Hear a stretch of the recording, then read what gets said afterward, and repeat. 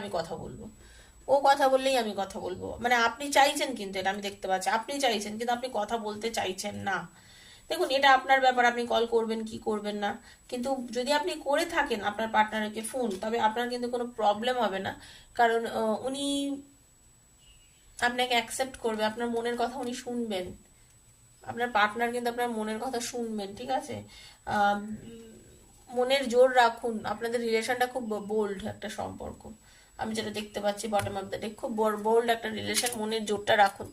তো সবসময় সবকিছু চাইলে জানি হয় না, এটা ঠিক কথাই, কিন্তু নেগেটিভ ভেবেও তো কিছু হবে না, তাই না? পজিটিভ ভাবুন, কারোর কাছে নিজেকে বিকিয়ে দেবেন না, পরিস্থিতি অনুযায়ী, সম্পর্কর গভীরতা অনুযায়ী সম্পর্কটাকে এগিয়ে নিয়ে যাওয়ার জন্য যেটুকু দরকার ততটুকুই স্টেপ নেবেন, ঠিক আছে? যদি মনে করেন একটু ঝগড়া হয়েছে, অল্প একটু কিছু হয়েছে, যদি কথা বলে নিলে রিলেশনটা আবার ভালো হয়ে যায়, তো চলুন না, আবার এক